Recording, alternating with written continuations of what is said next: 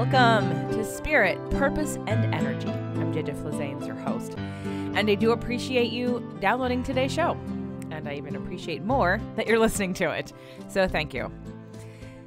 So today is February 6th, and today's show is about personal habits that secretly undermine success.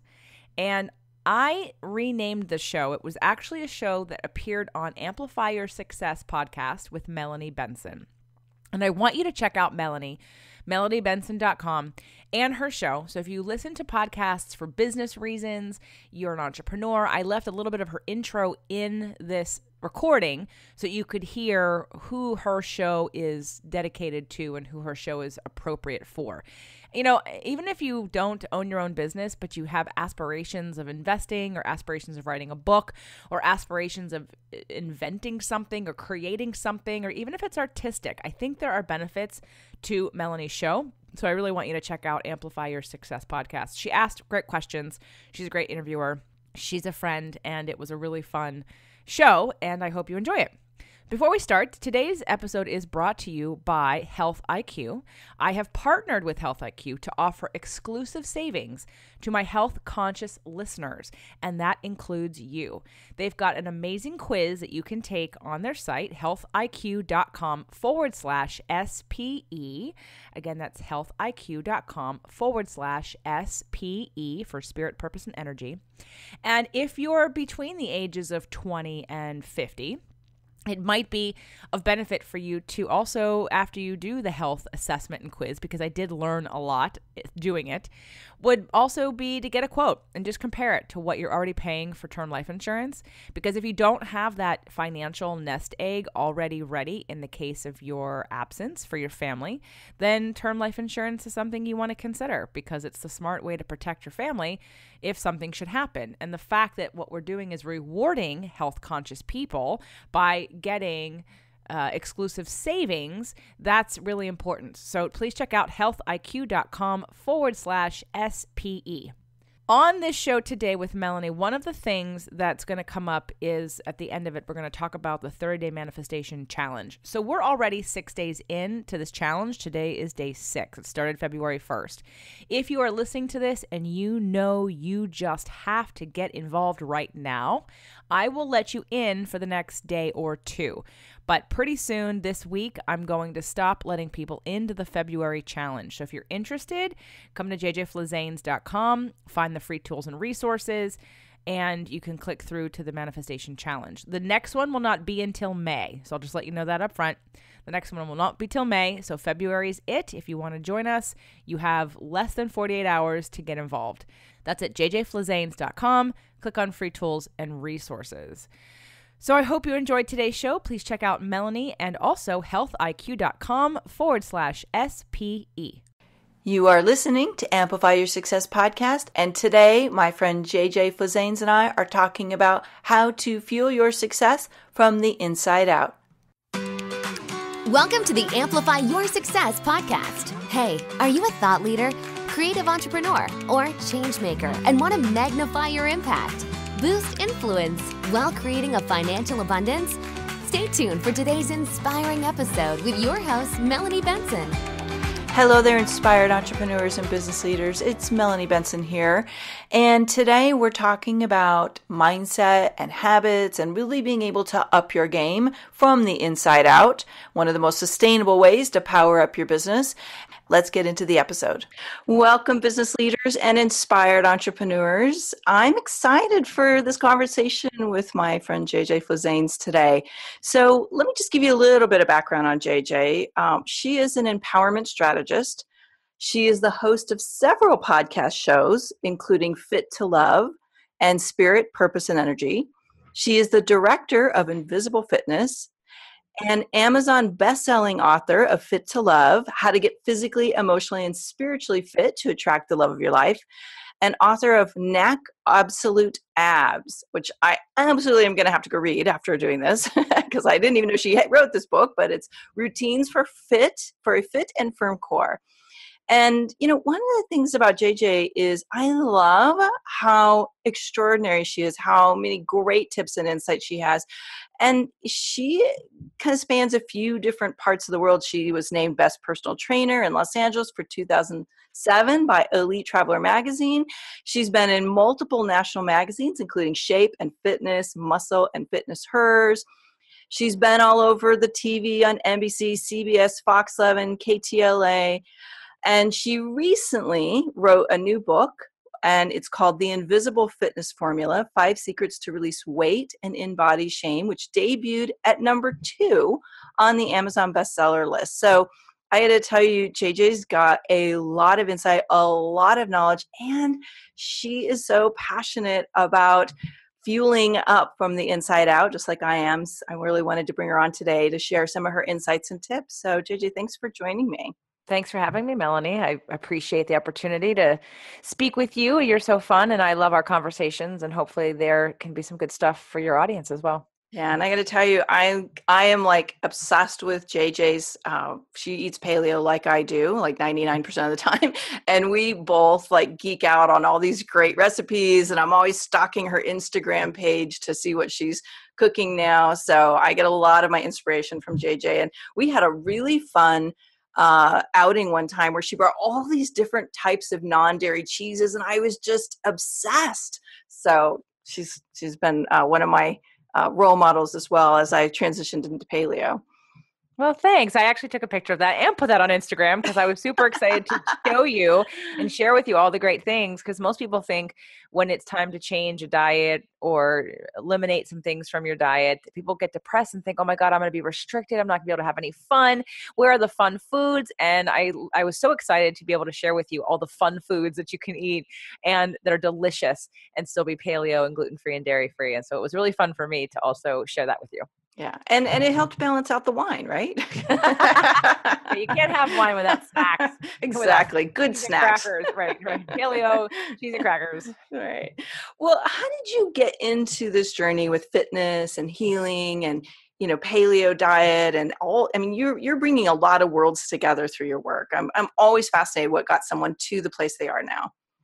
Well, that's a big, long story that we'll just summarize into that I've always been conscious about, obviously, the way I look on some levels, right? Because it's just something that you get introduced to and compare yourself to others as you're growing up. And it wasn't until recently that I could identify some of that as body shame, which is why this last book is really a culmination of 20 years of being a personal trainer and being able to finally identify that it's body shame. Hello. And why couldn't I put those words together years ago? But it's that depth of, yes, I care about how I look, but I care more about how I feel, and I care about how I age. And I've got sort of that gift of sight where I can see in the future. If I have someone tell me, if you do this now, in 5 years, this is what's going to happen. And I don't want that to happen. And I understand and I believe them and I trust them because it's based on science or it's based on some kind of philosophy that I agree with, then I'm not going to do it. It's really that simple for me. And I know I'm weird. Not most people are like that. You can tell them, hey, don't do this or this and this, but they're like, I don't care. I love it anyway. I'm doing it anyway. So it's taking that curiosity and that mindset of being future focused and being able to see all the sciences and all the biochemistry and all of the aging and the hormones and things that just go into our life and go, okay, you can take a look around at people, how they age, and you can see who's doing it well, who takes care of themselves and who doesn't. I was on a recent interview with somebody in the Midwest on a radio station, and he said to me, I'm looking at your bio and you've been in the business for 20 years, but you look like you just graduated from college. And I said, well, thank you. It's my healthy lifestyle, right? Like what you do now affects you later. And the better you do now. I mean, sure, people understand that when it comes to finances. Well, it's the same thing with your health. I read your book and reviewed it for you, which was a fantastic book on your latest book. The Invisible Fitness Formula. Yes, thank you. The Invisible Fitness Formula. And one of the things that really stuck out to me was this new way of looking at our bodies. And first of all, I just want to say thank you for making a stand in the world for, healthy bodies looking in a lot of different ways. It's funny, like over the years, I ended up having body shame for a lot of different versions of my body. At one time, it was because I was too thin, believe it or not. And then, now, I've kind of gone to the other side of the spectrum and, in my 50s, my body's changed a lot. And I realized like body shame has like morphed for me over the years. And the more that I love myself, no matter what I look like, it really does change my confidence and my courage and, how much I want to get out there and do things. And so how much is body shame, regardless of what it's for, tie into our confidence and our self-esteem? I think that depends on how deeply rooted it is in and connected to your self-worth. Mm. And that's where if you can separate and see things from an objective point of view. So let's say, I don't know, like there are habits and patterns that people have that when you look at it, you say that's not healthy. And you just know that it's not. And you know that it's connected to some kind of lack of self-worth. Or you can look and say, well, there are efforts that I could make, but I don't want to. And I'm okay with that, right? It just depends on how much does it affect your sense of self-worth. Someone can feel absolutely perfectly whole in all areas and say, well, I know that there are things that I could do for my body that I'm not doing. And there's a reason I'm not doing that. I'm consciously choosing not to do that. And I'm okay to suffer the consequences of that. But then there's the majority of people that sometimes say, well, I should and I should and I should be doing something, but I'm not. And then that kind of ties into that's because I don't value those things very much. It's not just because I don't have time or I don't make time for it. I don't value it compared to making money or compared to traveling the world or compared to eating fun foods because I don't ever want to feel restricted. So I absolutely will not change what I eat because I fear feeling restricted. So I think the body shame conversation is going to change for some people. I think some people are in denial that they don't have it and they do. And then I think some people, I think we all have it on some level because how can you not tie it into a reflection of what you do on a regular basis? And I'm not saying that anyone should, should is a bad word. I don't like that word. And I don't want to encourage anyone to ever beat themselves up for where they are. It's more of taking the power back of saying, this is what it is. This is how I got here. I don't really like, or maybe I do like what's here. And I'm going to continue to do that because if you look at objectively how we handle business, how we handle money, sometimes how we handle relationships, even we can have that sort of objective conversation. But when it comes to our bodies, because it's so personal, and there's so many messages in the world about the shoulds. And, this is one of the reasons why I am such a weirdo in the fitness industry. I've never, ever, ever, ever, ever loved being a part of what the culture is in the fitness industry because the fitness industry, let's be honest, and the diet industry uses shame. They use shame to keep you in line. Personal trainers and fitness people and yoga. I mean, there's like so much shame that goes on. And it's taken 20 years of my digging deeper to get to the bottom line of why? Who cares? Why does anybody want to look better? Why does anybody care what they look like? Like, really, let's get to the root of this. And that's been my journey to uncover, like, let's change this conversation because the more we keep talking about how many calories you ate and how exercise tracking and logging and this diet and that diet, we're missing the point.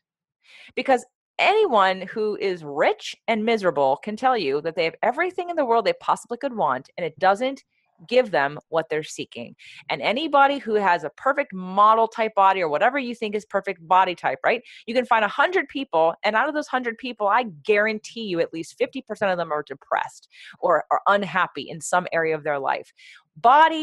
Perfect body, whatever you want to think it is for you, does not equate happiness or success, except in that very small frame of reference in which you're looking at it, which is maybe that it's a certain size or it's a number on a scale, but it means nothing. It means whatever it means to you, but it doesn't have to.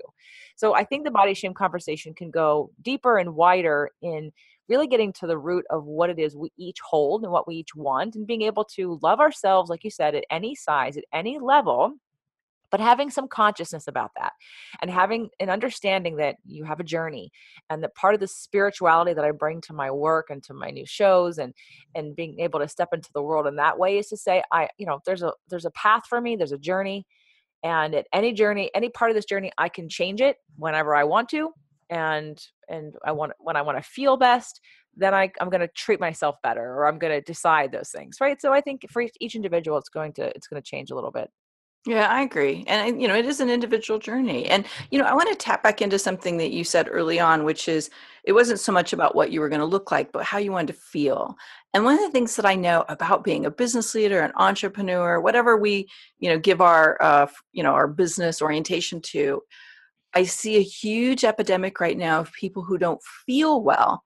And so it holds them back from being able to really leap. And I see it affecting their confidence. And so what's your take on that? And like, how much is this mind body, connection, mind body spirit connection playing into the way we're fueling ourselves for business success? That's a really great and very deep question that would take another few hours to fully flesh out. Give me But the high notes. I know. Let me try to give you the high notes on that without missing too much. So you mentioned fuel. So there's a couple different ways we fuel ourselves, right? There's the way that we eat. There's the way that we take care of ourselves, whether we get enough sleep, whether we get good quality sleep, whether we take supplements or things like that, whether we do self-care, and whether we unplug and rest and rejuvenate. So in terms of fuel, that's all like the physical side, but there's also the spiritual and emotional side. Do we actually focus on things that empower us, or do we feel disempowered?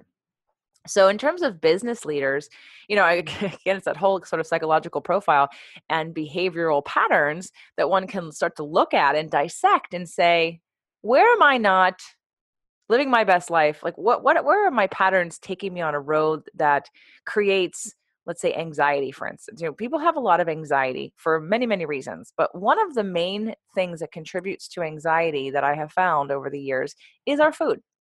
And people don't realize that it's our food because we're not looking at labels. We're not learning about what's in our food. We're just eating things. So things like, I just did a segment on the CW in San Diego a couple weeks ago about focused foods for kids. Well, guess what?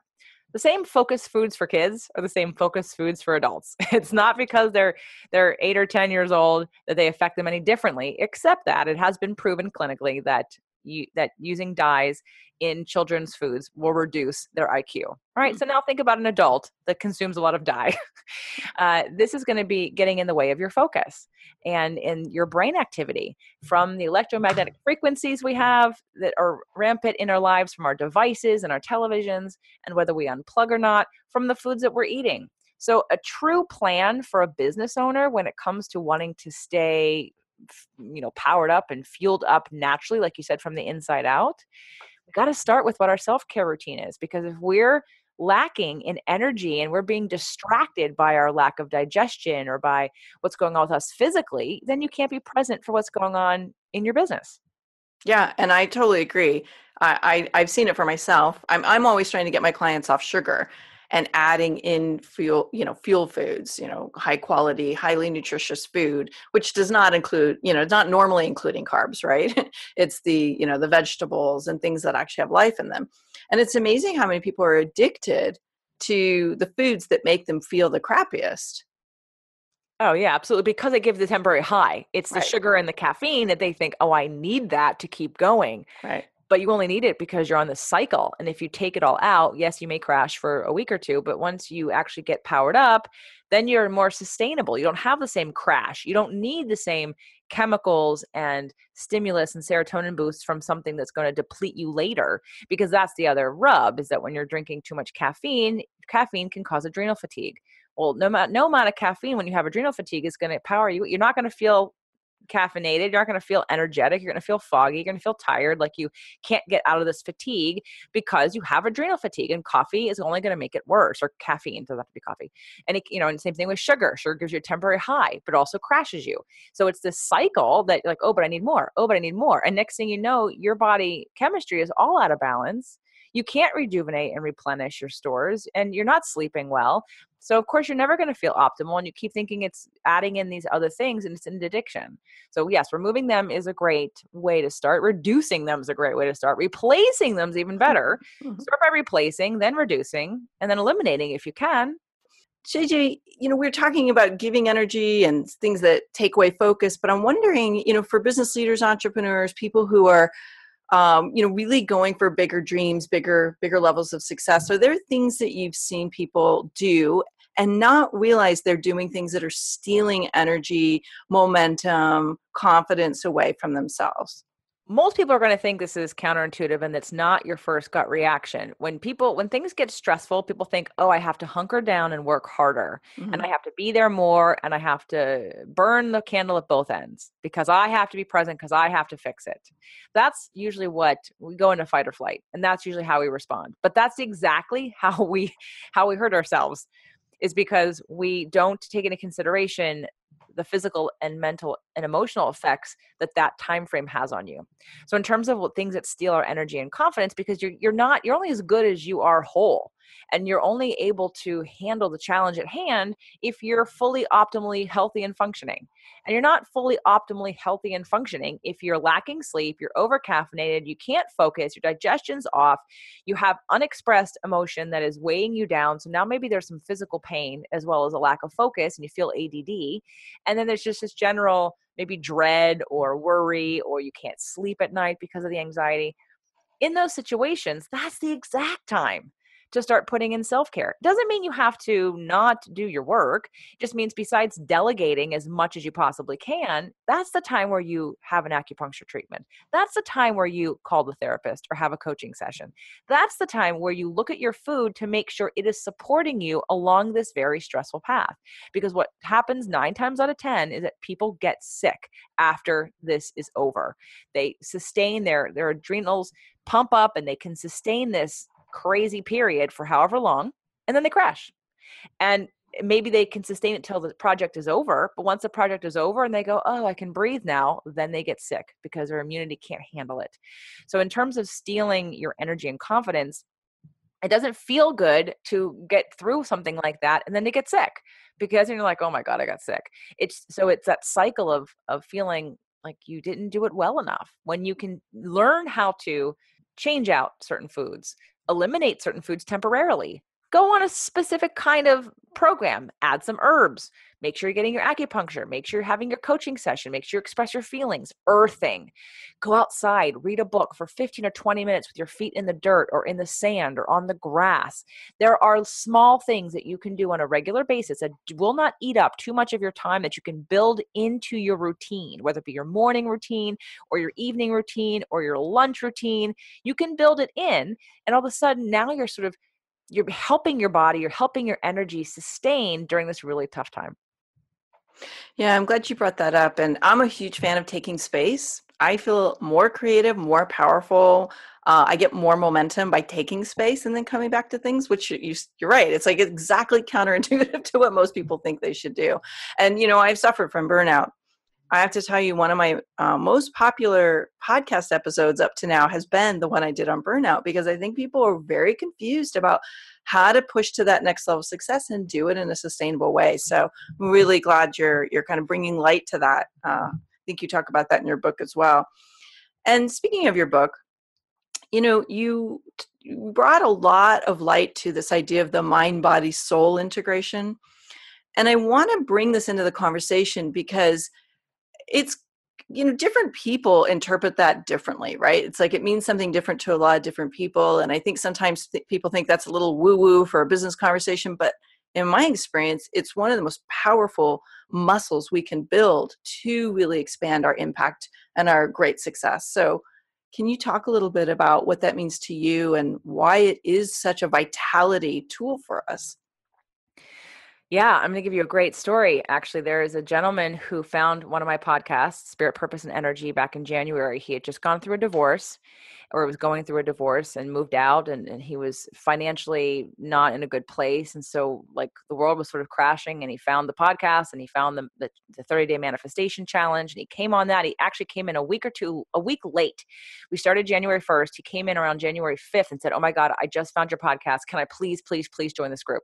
I said, sure, because it's free. I said, but you're 5 days behind. No problem. Well, here we are. It's October.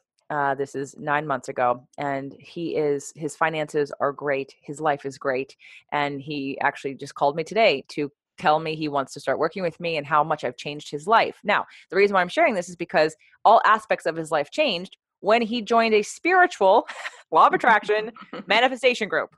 And that's the point. He surrendered in a way to say, what's going on? What am I doing wrong? what's not working, and how do I handle this in a new way to really get what I want, because obviously what I'm doing isn't working to the best of its ability. And so through things like journaling and creative visualization and hypnosis and affirmations and being in this group, he literally was in tears this morning on the phone telling me, like, he just wanted to thank me. And I kept saying, oh, well, we're co-creating together. Like, you have to do that. He's like, no. He's like, thank you. If I didn't find you, I don't know that I'd be here right now. And it's awesome to hear, of course, right? Because this is why we all do what we do. We want to help other people, but it's that idea that everything, especially the business side, is working because he understood. He took a broader perspective, and that's the spiritual perspective. Doesn't mean it has to be religious. Doesn't mean it has to be doesn't have to mean anything. It can be that you just acknowledge that you're a speck on this earth and that there's something bigger than you. And how do you work with that energy? How do you have perspective?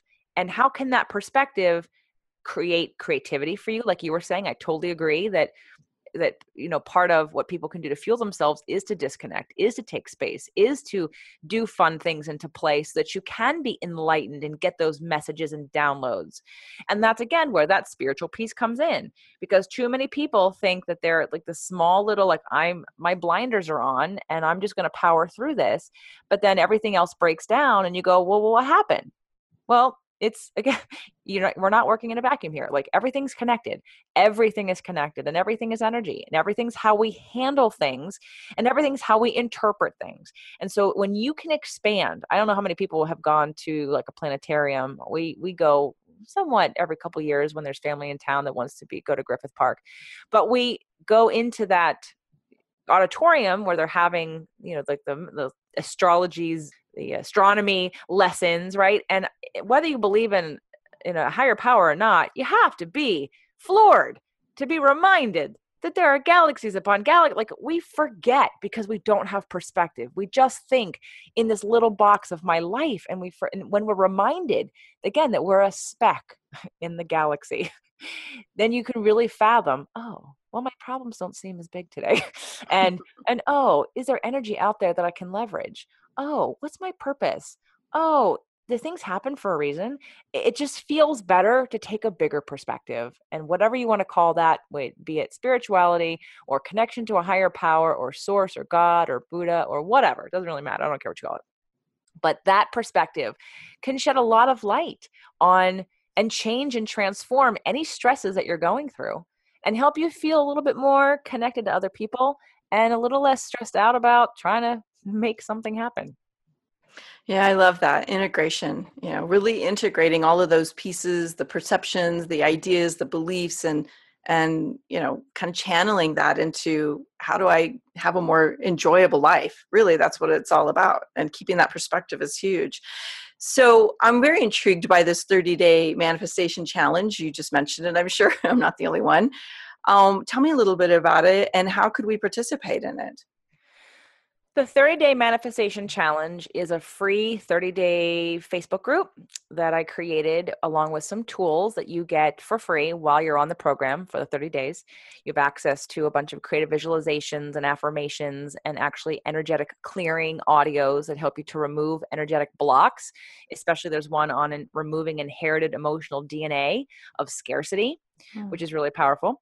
And so it's free. It came out of the work I do on Spirit, Purpose, and Energy, which is one of my podcasts. And people commune together and share stories, and we keep each other accountable during that 30 days to be doing a practice. And the practice changes. The practice for a couple months, and I don't do it every month, but I do it a couple times a year. The practice started out just using the creative visualization, because what happened for me, when I learned about law of attraction and frequency, because for those of you that have heard it, but maybe you think it's a little woo-woo, let me just start by saying that everyone would agree and understand without judgment that when you're listening to the radio and you change the dial even up one little notch, it changes the frequency, which changes the information you're getting on that radio.